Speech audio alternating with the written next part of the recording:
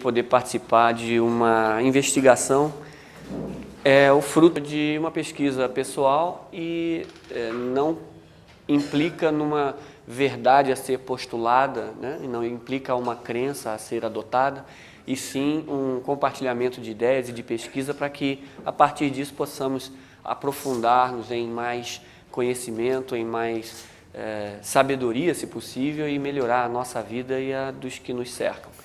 A Sociedade Teosófica, graças à sua liberdade de pensamento, permite que possamos investigar com nossas próprias mentes e tirar de todas as pesquisas já realizadas e desse compartilhamento o que tiver de mais útil para cada um de nós.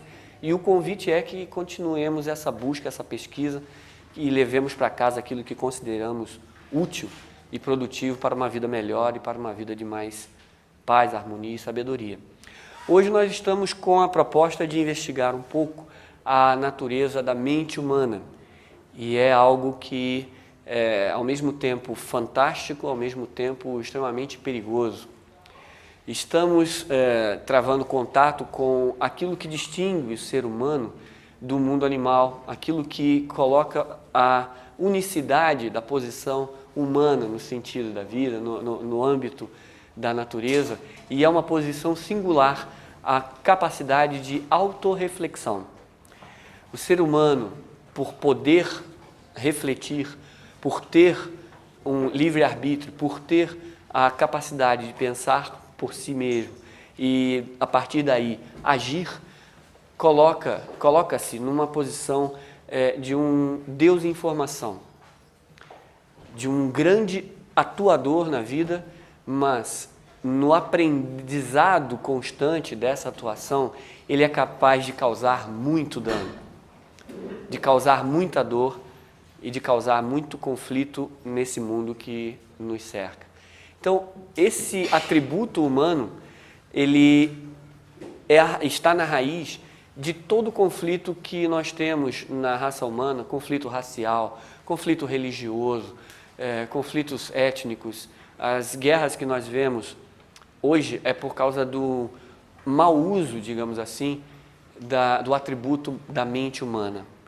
O homem distorce um pouco o seu princípio de pensamento e causa com isso muita dor no mundo e na vida ao seu redor. Como é que eu posso imaginar isso? Bom, o homem é o único ser que é capaz de tirar a própria vida se ele não enxergar significado e se ele não conceber um sentido para a sua própria vida. A capacidade de reflexão dele já o coloca como o buscador da felicidade, o buscador da tal felicidade que ele concebe, ainda erroneamente, mas ele vai lutar por essa felicidade. E isso constrói um monte de barreiras para com o seu próximo. E nós ainda podemos, através de entender esse processo, esse mecanismo, fazer com que as nossas ações possam ser um pouco mais harmônicas, um pouco menos conflituosas e que causem um pouco menos de dor ao próximo e a si mesmo. Um dos pensadores mais conceituados do passado recente, chamado Jiddu Krishnamurti, ele colocava que a atividade da mente é uma atividade isoladora. A atividade mental no ser humano é uma atividade separadora, porque o pensamento estaria sediado num passado.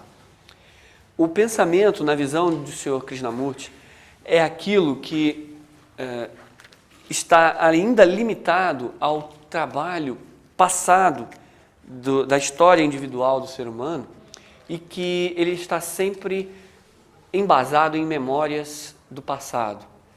Então, de uma experiência qualquer que eu tenha, eu vou ter uma lição, de uma ação eu vou ter uma experiência, dessa experiência eu vou ter uma memória, dessa memória eu vou embasar um pensamento e desse pensamento eu vou agir daí para frente. E dessa ação, que está de novo embasada no pensamento, eu vou ter novamente uma experiência e novamente dessa experiência eu vou guardar uma memória e novamente dessa memória eu vou construir o meu pensamento e novamente, de um pensamento, eu vou embasar a nova ação. Ele denomina isso, chamando isso de a rede do pensamento. E essa rede nos coloca numa condição em que nunca estamos prontos, leves, límpidos e claramente observando o momento presente como ele é, mas sempre julgando o momento em função de uma história passada, de uma história pregressa. A vida é movimento e mudança. Se encararmos com os olhos do passado, não estaremos prontos para identificar o que deve ser feito nesse novo momento presente, e daí a nossa ação passa a ser contaminada com os resquícios do passado. Como um breve exemplo, se eu sou carioca, brasileiro, ocidental e assim por diante, as várias classificações que a mente costuma fazer, e com seus preconceitos já também acoplados em consequência, eu tenho um determinado tipo de comportamento que é esperado da minha pessoa. Então, lá de criança, como eu ouvi hoje, filho meu não leva desaforo para casa. Eu ouvi essa história hoje. E isso foi me colocado realmente na infância, e então eu não aceitava, quando eu era pequeno, né, um desaforo um pouco mais, até para meu auxílio, mas eu não aceitava, se fosse um desaforo, na minha visão pessoal. E aí meu pai viu-se obrigado a ir para a escola, porque a professora dizia que ele não para de bater no menino do lado. Por quê? Porque meu pai tinha dito que eu tinha que sempre dar a última palavra, ou o último tapa da briga. Então, lá com meus 7, 8 anos, meu pai foi lá, mas fui eu que falei para ele fazer isso. E aí ele teve que questionar as orientações culturais machistas ou, sei lá, preconceituosas de qualquer nível, pois nós nos comportamos à medida que seguimos um padrão cultural, um padrão de condicionamento. E assim nós estamos causando mais dor do que benefício. Então a mente humana, no seu aspecto fundamental, é isso que nós vamos explorar um pouco hoje, nós podemos vê-la como um atributo divino e que tem determinadas características que podem ser utilizadas e determinadas características que são deturpadas e que nós podemos evitar de deturpá-la, vamos dizer assim. E para isso nós poderíamos trazer uma orientação anterior. Eu queria fazer um exercício um pouco de abstração por causa da origem da mente. A doutrina oculta, a sabedoria das idades, a Brahma Vidya, a Teosofia, ela nos ensina que desde o primórdio, antes da manifestação desse universo, a divindade ela possui 3 atributos básicos. A seidade, Sat em sânscrito, ela é um não ser, mas paradoxalmente é a seidade absoluta. Ela tem um segundo aspecto que é Sit, e é o aspecto da cognição, da percepção. E ela tem um terceiro aspecto que é a Ananda, que é a bem-aventurança, o usufruto, o gozo de uma felicidade ilimitada no relacionamento intrínseco dessa trindade fundamental espiritual. E dessa primeira trindade, dessa primeira separação, vamos dizer assim, em atributos, do primeiro contato com o aspecto percepção, o aspecto sit, o aspecto relação, percepção, concepção de alguma coisa, com o atributo infinito da seidade, gerou a consciência inicial. Havia então a primeira colocação de uma relação de sujeito e objeto, de percebedor e percebido. Isso já num atributo na vinda da manifestação de um universo. E assim como Hermes Trismegisto falava, e os analogistas adotaram esse tipo de raciocínio, em que, analogamente, nós trazemos um reflexo de, assim como em cima é embaixo. Ele falava isso, Hermes, 3 vezes grande, e assim em cima como embaixo, esse mesmo atributo e esses mesmos reflexos da consciência, uma vez já estabelecida, ela veio em seus degraus mais externos, digamos assim, se refletindo e trazendo esse mesmo atributo para uma divindade cósmica. Já a partir da manifestação, nós temos a ideação cósmica, que é aquele sentido de sit, da percepção, em relação com algo que está além de si mesmo. E essa ideação cósmica também se reflete numa ideação de um sistema, de um logos, chamado um sistema solar, vamos associar dessa maneira. E esse logos solar, esse sistema solar, ele também tem essa consciência. E assim sucessivamente até dá no homem essa consciência. Só que espírito e matéria são duas facetas de uma mesma realidade, do pensamento universal.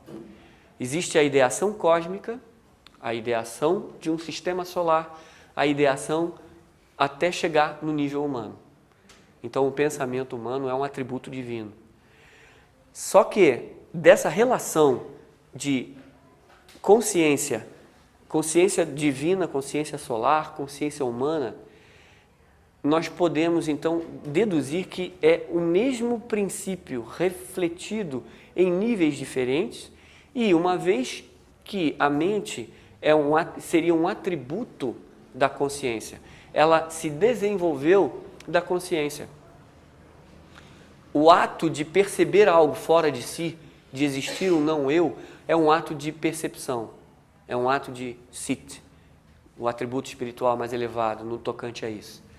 E o ato de lidar com o mundo objetivo no reino humano é o ato da mente, da percepção para interagir, obter experiências e a partir dessas experiências poder evoluir, poder fazer o aprendizado e interagir com o mundo dos fenômenos. Fundamentalmente para distinguir o que é o fenômeno e o que é o númeno. A função primordial, então, do atributo mental no homem seria interagir com o mundo objetivo, aprender com a experiência e lidar com o impermanente. E a partir daí, conceber o que existe de permanente, o que existe de não ilusão, o que existe de real. Como é que a gente pode partir a partir desse ponto? Como é que a gente pode partir dos atributos mentais? Por que Krishnamurti dizia que era uma atividade fragmentária?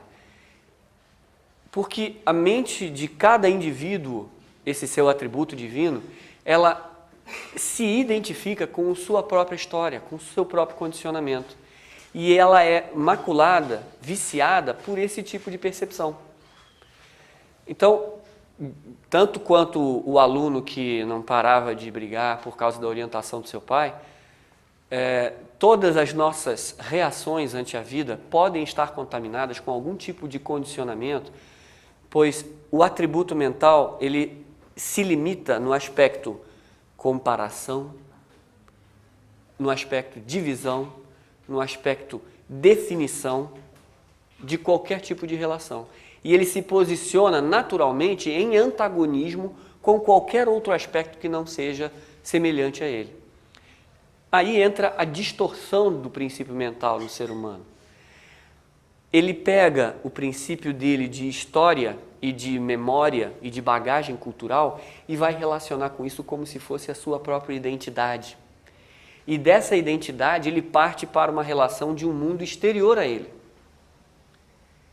E aí é ele contra a vida. O mundo passa a ser um palco em que a nossa atividade é para afirmar uma identidade própria. E esse reforço dessa entidade autocentrada, autorreferenciada, é o que nós chamamos de egoísmo. Então, egoísmo está na base de uma percepção de um ente separado que vai lutar ou que vai relacionar-se de forma conflituosa para se autoafirmar na vida e trazer a oposição e o conflito nas relações. Por isso que o Sr. Krishnamurti dizia que é uma atividade fragmentadora,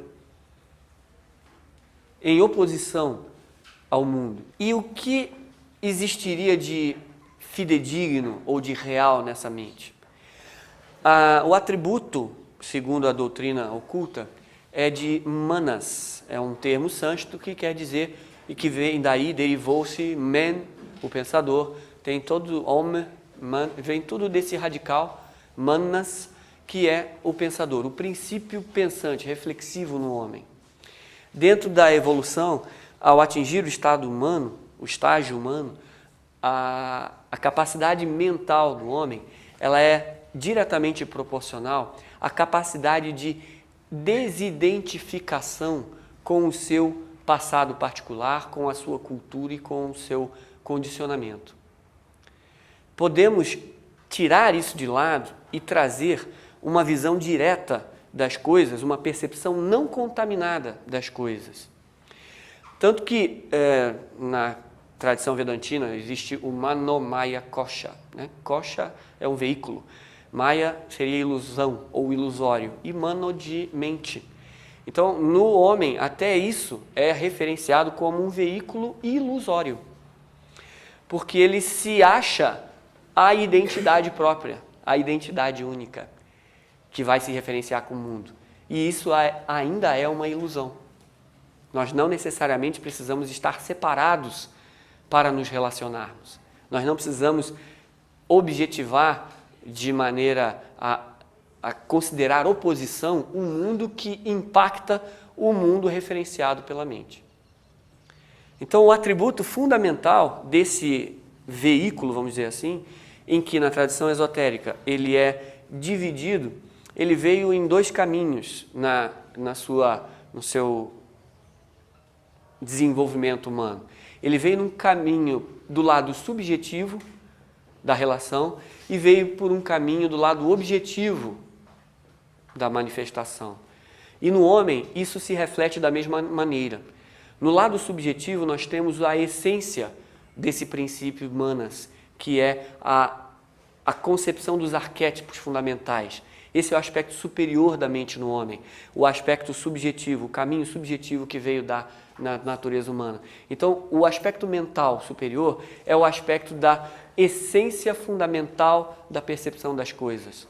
Esse lado, esse aspecto da percepção, o aspecto superior da mente, que veio, né, por esse caminho subjetivo, é a essência fundamental desse princípio no homem e é a essência genuína. Ela é luz pura, ela é conhecimento espiritual. No aspecto que veio para o lado objetivo, ele veio dar no que é chamado na tradição teosófica de a mente concreta ou a mente objetiva, em que em seus atributos fundamentais está realmente o pesar, o comparar, o separar, o contrastar, o analisar. Então esse é o aspecto básico no relacionamento da vida e no agir no mundo fenomênico. Então como o nosso apresentador comentou, eu posso ser um aviador. Isso não me faz um ser humano melhor nem pior, é um atributo que a gente pode exercer profissionalmente, ganhar a vida com isso, se realizar com isso, mas é um aspecto técnico da vida. Não é o aspecto humano na sua profundidade fundamental. Quem for um arquiteto, quem for um engenheiro, quem for um advogado, vai trabalhar essa mente objetiva com os atributos que lhe são peculiares no ramo de atividade a que se propôs trabalhar. Nada de mal, desde que não façamos desse trabalho, desse aspecto e dessa vida que é setorizada um fator de separatividade, um fator de diferenciação, um fator de autoengrandecimento, um fator de apoio ao egoísmo, a uma necessidade de destacar-se na sociedade, de ser cultuado, de ser respeitado, de ter um status dentro da sociedade, como o fulano, o advogado, ou aviador, o que for. O problema da mente é tentar a partir do momento que relaciona-se com o mundo físico e lida com ele, fazer disso um componente psicológico de separatividade e de autoengrandecimento. É uma identificação. Eu não seria mais o Sérgio, ou o Ricardo, ou o Edmar. Eu seria o comandante Moraes Júnior, né? Seria o engenheiro, o astrólogo Ricardo, o presidente da sociedade. Eu acoplaria adjetivos que separariam, em nível psicológico, a importância de um indivíduo de outro. Quando todos somos importantes, todos temos a divindade em nós, todos temos a vida divina pulsando e querendo se manifestar. O emprego, a atividade mental, o processo de trabalho podem ser setorizados dentro do seu aspecto básico. Eu tenho uma função na sociedade, isso não me coloca como melhor ou pior que outro. Isso seria apenas um reforço desse egoísmo. E o aspecto fundamental é que na divindade que jaz latente, buscando se tornar uma divindade dentro de cada ser humano, dentro de cada vida, esse aspecto é que é o divino e não existiria diferença, vamos dizer assim, entre a divindade presente em mim e em qualquer outra pessoa, em qualquer animal, em qualquer planta. Essa é a visão dos místicos e dos sábios que vê a divindade por trás de cada forma vivente, pois ali ele sabe que são frutos da mesma árvore, digamos assim, são águas do mesmo grande rio que se dirige ao oceano. Então, o problema mental humano, e nós podemos, apenas abrindo o jornal, podemos constatar, é fazer de uma filosofia de vida, de uma ideologia, de uma religião adotada, de um grupo de pessoas definido, fazer a partir dali uma extensão do próprio ego, uma extensão da própria identidade e a partir daí combater as outras extensões de outras individualidades que tornam-se nossos inimigos daqui para frente. Então podemos abrir o jornal, olhar para o mundo que nos cerca e identificar o grande processo de identificação correndo solto por aí. Se eu me identificar com o Ocidente, eu já estou contra o Oriente. Se eu me identificar com uma linha religiosa, eu já estou contra uma outra linha religiosa. E o problema está nesse processo de identificação. De eu querer acoplar a minha identidade, a minha mente faz com que eu adote determinados tipos de pensamento, linhas de conduta, padrões culturais que vão me identificar. Eu sou muito vazio, normalmente falando, para ficar bem comigo mesmo. Então, o que eu faço normalmente? Eu me associo a uma agremiação, eu torço para algum time de futebol e aí eu vou para o estádio. Puxa, não sou só eu agora, são milhares ali que vestem a minha mesma camisa e levantam a mesma bandeira. E aí eu já estou em oposição ao outro time que está do outro lado, em oposição a outra agremiação que é concorrente e assim por diante. Podemos olhar para qualquer nível da nossa vida e isso vai estar explícito. O processo constante de identificação e a mente trabalhando em cima desse processo para se auto-perpetuar. A mente humana vai querer dizer, é interessantíssimo esse processo de identificação. Olha, eu era da Força Aérea, então eu fui voar a aviação de caça no passado. E engraçado que entre os aviadores do transporte e da caça havia uma rixa, pois voavam jato, supersônicos, etc., outros levavam passageiros. Então o apelido deles eram os carroceiros. E nós éramos os, sei lá, né? Eles até diziam que eles ganhavam mais dinheiro, vamos dizer assim, que o aviador que anda de dorso, o dinheiro cai do bolso. Né? Então os caçadores voavam muito de dorso e tal. E esse processo se dava até entre os pilotos que voavam aviação de caça. pois haviam dois tipos de aviões, um deles era subsônico e o outro era supersônico. Então os pilotos do supersônico já ficavam gozando os do subsônico. E assim você vai vendo que em cada nível que nós estejamos, em cada estágio e em cada local, a mente humana cria divisões indefinidamente para reforçar o sentido da autoimportância. E a partir daí ter o conforto psicológico de se sentir importante, de se sentir preenchido, de se sentir pleno como alguma coisa. Só que se nós usarmos o processo de meditação muito comentado ultimamente, que é aquele que o ser humano se pergunta, quem sou eu? Ele vai se identificar, aliás, ele vai se desidentificar com muitas das coisas que ele estava apegado.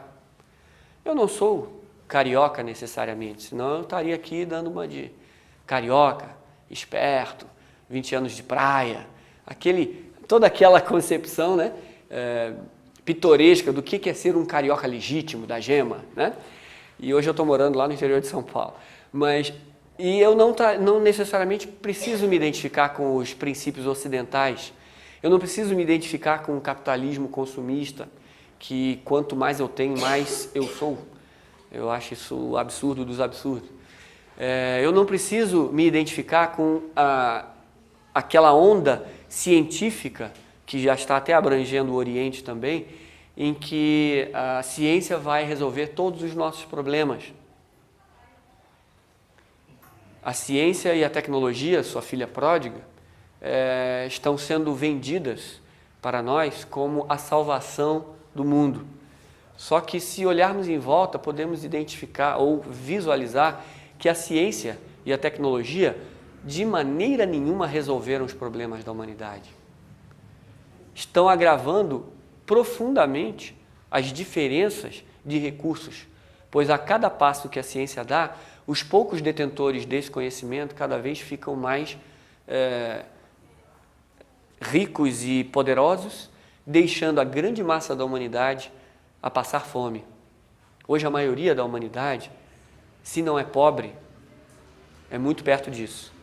E a grande venda de uma tecnologia e de uma ciência de ponta que vai resolver os problemas só está trazendo um aumento dessa desigualdade social. Isso são atributos mentais e que nós podemos identificar como fator de separatividade. Então, qual é a função da mente?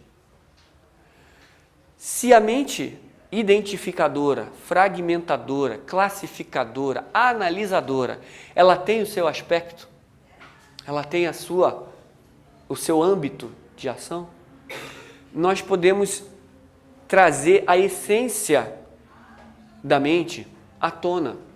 Mas qual é o princípio, qual é a maneira de trazer isso?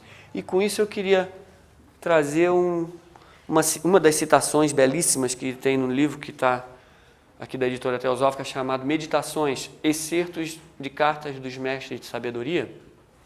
São grandes instrutores da humanidade e que a cada mês eles têm uma qualidade espiritual a ser avaliada, a ser mostrada, e é um bom embasamento para uma meditação diária. E a mente humana, no seu aspecto superior, Manas, ela pode ser conceituada como Buddhimanas, sendo ela atraída pelo aspecto fundamental. Buddhi dito pela Annie Besant, é a razão espiritual, é a visão espiritual direta. Buddhi seria o relativo à intuição espiritual aqui no Ocidente. E a intuição, no reino espiritual, ela não é um atributo vago, um atributo um pouco indefinido, um pouco não confiável, como as pessoas tendem a olhar. É o único e verdadeiro sentido da visão espiritual presente no homem. A intuição espiritual. Esse é o aspecto de Buddhi, que é do mesmo radical de Buddha, ou iluminado. Então é a luz interna que está presente no homem. E essa intuição espiritual, essa visão espiritual, ela é chamada na tradição esotérica de Buddhi. E ele diz aqui, esse grande instrutor da humanidade, ele diz o seguinte: A suprema energia reside em Budi, essa visão espiritual, latente quando soldada ao Atma isolado, a parcela espiritual mais elevada no ser humano. No ser humano, não é do ser humano, é a vida divina no homem. Então não é do homem. Então ela é latente quando soldada a esse Atma isolado. Ativa e irresistível quando galvanizada pela essência de Manas. E quando nenhuma das escórias deste último se mescla com a pura essência, fazendo-a descer com o peso da sua natureza finita. Manas, puro e simples, é de grau inferior e terrenamente da terra. Eu tenho esse atributo objetivo da mente que vai trabalhar com o mundo objetivo. Essa é a beleza desse atributo. No símbolo da sociedade teosófica, o homem é representado por aquela cruz chamada Tau, em que ele está inserido nos dois triângulos, um voltado para cima, aludindo ao aspecto espiritual, e outro voltado para baixo, entrelaçado, trazendo a natureza material. E o homem, através da sua mente, é a síntese do espírito galvanizado na matéria, ou a matéria sendo habitada pelo espírito. E que no final das contas, espírito é matéria sutilizada e matéria é espírito densificado. Então, a presença dos dois através da mente, o atributo humano fundamental, é coabitar a natureza animal, a natureza formal, vamos dizer assim, de relações com o mundo objetivo, habitando ao mesmo tempo que habitando a mente superior no homem, que é aonde ele contata com a visão espiritual por excelência. Por que ele diz que ativa e irresistível quando galvanizada pela essência de Manas? Se nós trouxermos a nossa mente para o aspecto filosófico das coisas, o aspecto arquetípico das coisas, o que tem de fundamento, de essência nas coisas, nós resolveremos todos os atributos consequentes dali. Se eu for na essência de qualquer problema, eu resolvi todos os aspectos que aquele problema pode me trazer. Então esse é o atributo fundamental no homem, de mente espiritual. Ela contata o aspecto eterno e imutável da realidade no tocante às coisas. Então a função da mente no homem é estimular o caminho que o espírito vai perceber, veicular a percepção espiritual nesse veículo físico e trazer o trabalho espiritual à atividade. A essência de Manas toca em Budi, e aí é a atividade irresistível, é a visão espiritual resolvendo a ação não mais conflituosa, e sim iluminada. É o que o budista chama de Bodhicitta. E Sit, que era o aspecto da mente, da cognição, e iluminado pela natureza da compaixão, da comunhão, da visão espiritual. Então a mente banhada pela visão espiritual, ela é uma mente compassiva. O trabalho dela vai ser em comunhão com o mundo e com as necessidades que o mundo tem. E ela vai responder aos desafios que o mundo coloca, ela vai poder resolver os problemas humanos na sua plenitude. Foi assim que o senhor Siddhartha Gautama, o Buda, o iluminado, resolveu que não cessaria o seu trabalho até que resolvesse o problema do sofrimento humano. Ele banhou a sua mente de Bodhicitta, ele banhou de compaixão, ele banhou de visão espiritual, ele banhou de princípio divino. E essa mente pôde atender, se galvanizar com essa orientação. Dê uma olhada nos grandes cientistas da humanidade, eles puderam intuir coisas na qual eles não estivessem trabalhando. Todo grande cientista, ele trabalha, como dizia Einstein lá, 90% é de transpiração e 10% é que é de inspiração. Só que o que ele se inspirou, nesses 10%, foram diretamente proporcional aos 90% de transpiração, e não de outro modo. Se eu tenho um objetivo e se eu tenho que resolver um determinado problema, se eu colocar minha mente na direção daquele problema, quando eu entender a essência daquele problema e partir para a visão espiritual daquele problema, a minha mente direcionou a minha percepção.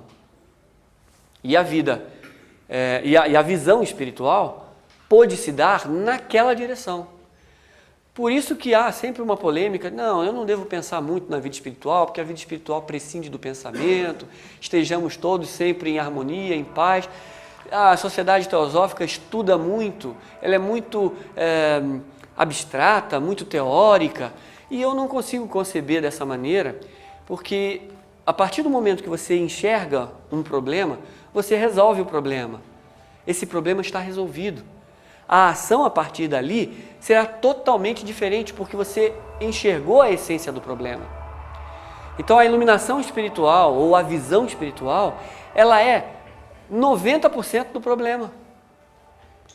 Se eu identifico algo como tal, sem nenhuma interrupção, eu coloquei na minha mente o que é a essência do problema. E a visão espiritual aí pode se dar. A minha ação a partir dessa solução vai ser totalmente diferente.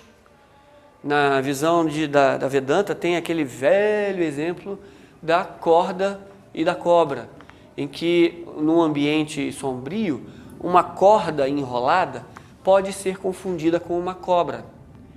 E uma vez que você acha que aquilo é uma cobra, a sua reação será totalmente diferente se você acender a luz e olhar que aquilo é apenas uma corda. O fato de você ver que aquilo é uma corda não lhe traz pânico, pavor, medo, etc, etc. Por quê? Porque você viu o que é, na essência. A mesma coisa se dá com a visão espiritual. Eu não vejo nada mais prático do que buscar a função da mente, por exemplo, como nesse trabalho atual, e, a partir da compreensão da função da mente, agir em conformidade com essa percepção. Todas as ações daí para frente serão banhadas com outros princípios. Serão direcionadas, galvanizadas, imantadas com um princípio definido. Então eu vou estudar sim sobre as tradições esotéricas, sobre a sabedoria universal, sobre o pensamento dos grandes pensadores, sobre a visão de vida desses grandes seres que influenciaram a vida nessa humanidade, para eu direcionar a minha percepção espiritual.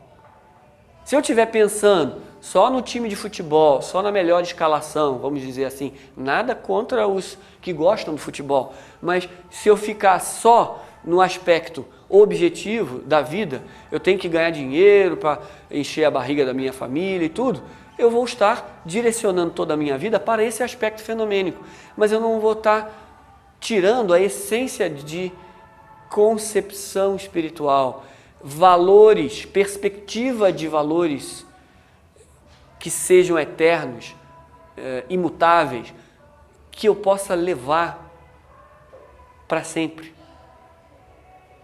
Se eu ficar parado no aspecto objetivo da vida e olhar só e tentar ser um ultra especialista em algum aspecto, eu vou estar me desconectando com um amigo meu, astrofísico. E uma vez eu arrisquei a perguntar para ele qual era a tese dele de pós-doutorado. Quando ele começou, eu vi que não dava para nem continuar dali. Celso, você pode parar, não precisa nem continuar, porque eu acho que se o início é esse, eu não quero nem saber do final, né? Eu coloquei na minha insignificância. Mas ele diz, mas cuidado, a gente tem que, apesar disso, de saber isso tudo, saber o que é fundamental para se conhecer. Isso é só um aspecto da vida, e daquilo eu nunca mais esqueci. Então, o grande aspecto da mente é que ela é ativa e irresistível, a intuição espiritual ativa e irresistível quando galvanizada pela essência de Manas. Então, a ação espiritual, ela vai se dar quando galvanizarmos a nossa mente, o nosso sentido de percepção na direção do espiritual, do fundamental, da essência, do arquétipo, do filosófico das coisas. Esse é o pensamento, vamos dizer assim, abstrato. E o processo de pensamento, normalmente, ele leva a essa fragmentação. Porque ele, como nós falamos no início desse estudo e dessa desse compartilhar de ideias, a memória que baseia o nosso pensamento. O pensamento está viciado e condicionado pelas nossas memórias. E isso não é fresco, não é novo, não é atual. Se a mente separa, identifica, analisa e fragmenta, esse é o campo dela, a mente dita objetiva inferior, ela vai separar e vai ser... E se eu acoplar o sentido psicológico nessa atividade, eu vou estar me separando e apenas me auto-engrandecendo, tentando tirar a importância psicológica do processo. E é aí que nós damos com os burros na água, como diz a sabedoria popular, porque sempre que trabalhamos para um sentido de fechamento no próprio eu, no próprio ego, nós bloqueamos a natureza da vida, nós bloqueamos o fluxo natural da vida e nós não identificamos o que é para fazer e nós atrapalhamos o fluxo dessa vida. O ato de se fechar em si mesmo e de fazer com que esse egocentrismo seja um bloqueio, seja o meu âmbito de ação, esse ato de fechamento, ele vai bloquear o fluxo natural da vida. E quando a vida se colocar e disser para você o que você deve fazer, você vai levar você em primeiro lugar. E aí você vai fazer sempre uma ação torta, condicionada, conflituosa com os demais que estão ao seu redor. Se tirarmos esse atributo da mente de identificação por separatividade e entrarmos na essência fundamental das coisas, estaremos contatando o fundamento filosófico de tudo, o aspecto eterno de tudo, buscaremos o problema na sua essência, resolveremos pela visão espiritual e a ação daí para frente pode ser reta, pode ser harmônica, pode ser definitiva naquele momento.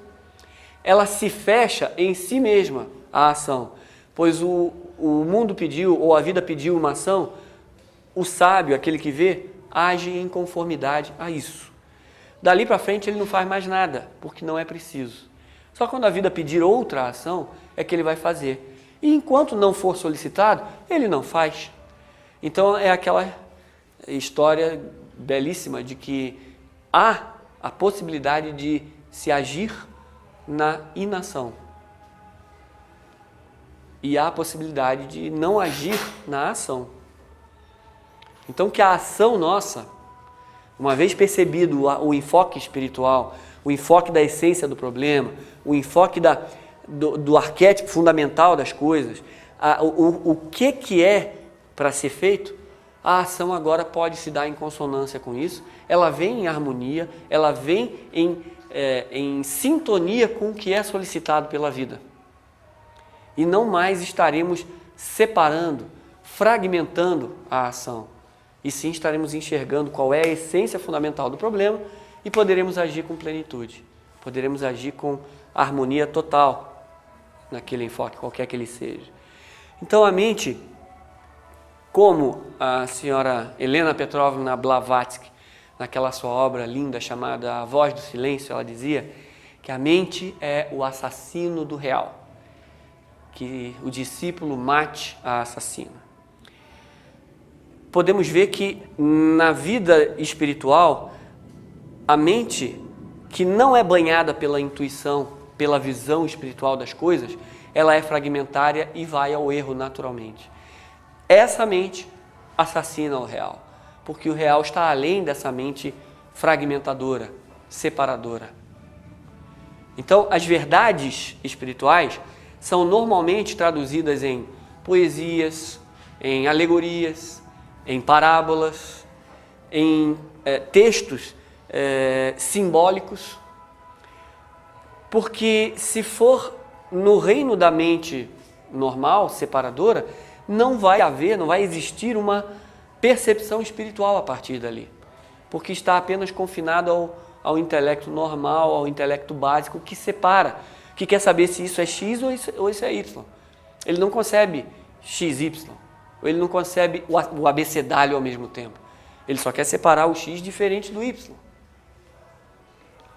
E por isso a mente é a grande assassina do real, pois a vida que está latente em todas as coisas, a unidade dessa vida, esse princípio universal vivente que está presente em tudo, ela transcende o aspecto mental de dissociação, de análise.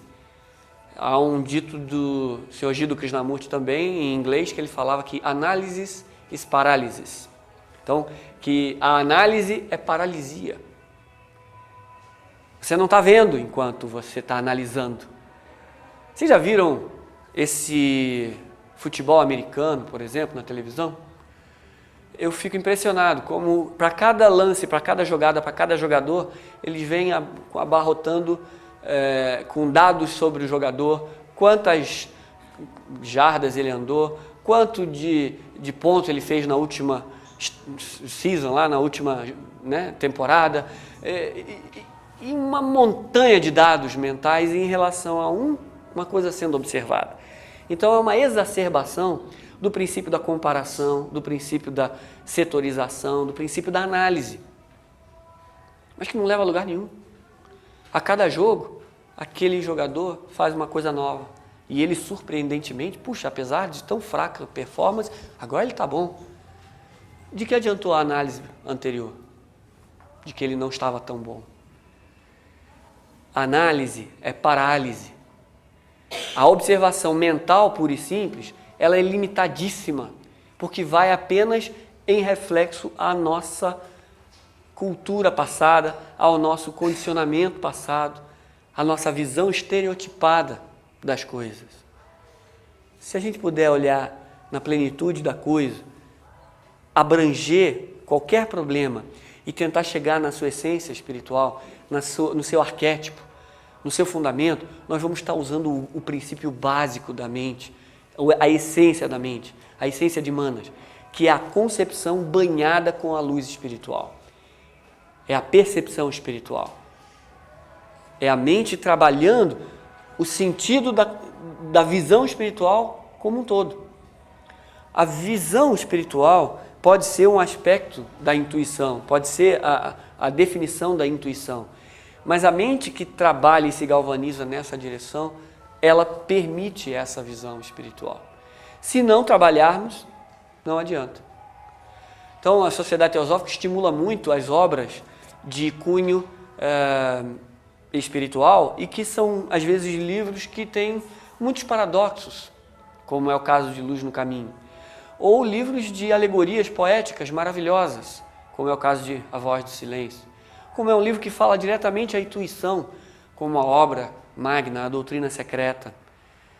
Há muitas obras, e em todas as tradições espirituais, as grandes obras fundamentais estão repletas de alegorias, parábolas e sentidos poéticos e visões que não sejam apenas uma descrição pura e simples, separadora do que é certo e do que é errado. E é aí que a nossa visão pode ser enfocada. É aí que o nosso trabalho de seres pensantes, mas que querem fazer da mente o uso mais efetivo, mais eficaz na solução dos problemas humanos, é aí que nós devemos trabalhar. O Sr. Krishnamurti dizia que há que se fazer perguntas para as quais não se tem resposta. E eu fiquei com essa afirmação por um bom tempo, matutando. Mas se não tem resposta, para que eu vou perguntar? E eu fiquei com isso um bom tempo. E deu para entender um pouco, né, do sentido que ele quer trazer. O que você vai descobrir transcende a mente, transcende a dicotomia de certo e errado, transcende a contraposição de ideias. Você vai para um todo em que ele fala per si e que você não precisa de descrição verbal nenhuma. Então faça perguntas mesmo, quem sou eu? E isso vai lhe levar a níveis de percepção cada vez mais profundos. E nós vamos poder transcender a dicotomia da mente. O que é que faz o Koan, quando ele é dito lá no Oriente, nas escolas, né, do Oriente? Ele transcende, é uma pergunta que não tem uma resposta plausível inicialmente para a mente objetiva. E ele trabalha justamente o processo de transcender a mente. No símbolo dessa sociedade, não há religião superior à verdade, foi traduzido de Satyatnasti Parodharma, do sânscrito, e a palavra Dharma foi traduzida ali como religião. Mas ela pode ser traduzida também como um contexto de ideias, uma doutrina fechada, um modo fixo de pensamento. Dharma também é isso. E uma religião é o quê? É um modo fechado de pensamento. E não há religião superior à verdade. Ou não há modo de pensamento superior à verdade. Ou não há sistema de pensamento, não há uma religião formal, não há nada que seja formal que seja superior à verdade. Então há sim que se fazer perguntas para as quais não há resposta. Quem sou eu? O que é a vida? O que estou fazendo aqui? Qual é o fundamento disso tudo que nós estamos passando? Para onde nós vamos? O que é o agir? O que me cabe no contexto universal da ação? Qual é a contribuição que eu tenho para dar? Várias perguntas que a princípio não se tem uma resposta. A resposta vai transcender. E quando essa resposta chegar, você não vai precisar de explicação nenhuma. Você não vai precisar de observação, de análise, de nada. Você vai olhar, você vai agir. No mundo espiritual, a observação e a ação são uma coisa só. Vocês já viram? O pensamento, ele pode estar presente. A gente passa o dia pensando. Só que nos momentos que nós estamos atentos, nós não estamos pensando. Uma coisa não é compatível com a outra. Ou eu penso, ou eu atuo, ou eu presto atenção. A atenção não combina com o pensamento. Pergunta para um pianista. O senhor Ravi Ravindra estava comentando que um pianista treinava o seu piano 8 horas por dia. A vizinhança já estava incomodada com tanto treinamento de piano, mas esse pianista foi apresentar para aquela comunidade. E ele, ao tocar de maneira tão maravilhosa, as pessoas ficaram tão impressionadas e foram perguntar para ele: como é que você conseguiu tirar aquilo do piano? Ele disse: o piano falou para mim e eu fui fazendo o que o piano pedia. Só que ele, Ravi Ravindra, sentou na frente daquele piano e o piano não falou nada para ele. Não teve conversa nenhuma, porque ele não havia trabalhado ali para ter essa resposta do piano. O nosso trabalho mental pode ser galvanizado. Nós podemos até incomodar as pessoas. Puxa, você passa o dia inteiro lendo, ou passa o dia inteiro estudando, ou fazendo trabalho aqui da Sociedade Teosófica, ou de movimentos espiritualistas, você faz. Mas é lógico, eu estou galvanizando a minha percepção, eu estou imantando o meu mecanismo de percepção na direção que me interessa. Está certo que a percepção espiritual é num lampejo, ela é fora do tempo. Mas e o tempo que o pianista gastou para treinar as notas, para treinar a música? Também conta. Aí o piano pode falar para ele. Se não trabalhar, se não tiver transpiração, se não tiver uma dedicação orientada, a intuição não vai falar para a nossa mente. E nós não vamos poder agir galvanizando o princípio espiritual e sendo efetivos e eficazes na nossa ação. O nosso ponto aqui, para entender a função da mente, seria, dentro dessa concepção de que consciência, mente, matéria, são aspectos de uma única coisa. E a mente no homem, ela é um atributo divino. A mente no homem, ela pode entrar para o mundo fenomênico e trabalhar, e ela pode entrar para o mundo dos arquétipos e resolver. E uma vez resolvido, o seu trabalho vai mudar de maneira profunda. O lado objetivo e o lado prático que eu vejo nas sociedades que trabalham esse aspecto espiritual, nas que sugerem, estimulam o estudo das coisas espirituais, das coisas transcendentais, é um trabalho fundamental e prático de solução dos problemas humanos. Mas ora, você tinha que fazer caridade, você tinha que ir dar sopa aos pobres. Sim, mas por que existe o pobre? É porque na humanidade existe muito egoísmo. É porque na humanidade existe muita ambição. E a riqueza que dava para alimentar a todos, ela é assambarcada para poucos, que querem sempre mais, que são vítimas da cobiça, da ganância. E aí a fome existe no mundo ainda. Eu vou estar resolvendo o problema da fome se eu for na origem do problema e resolver o problema do egoísmo humano. E o campo de solução, o campo de provas, é a minha própria mente. É dela que eu sou escravo quando eu sou escravo dos desejos, da concupiscência, da luxúria, de apegos ao desejo e tudo. Nós não precisamos ser mais escravos da mente, nós podemos entrar pelo seu caminho divino, real, eterno. E do uso da nossa mente, a divindade vai poder se expressar cada vez mais por nós. Pela sua atenção e paciência, então muito obrigado.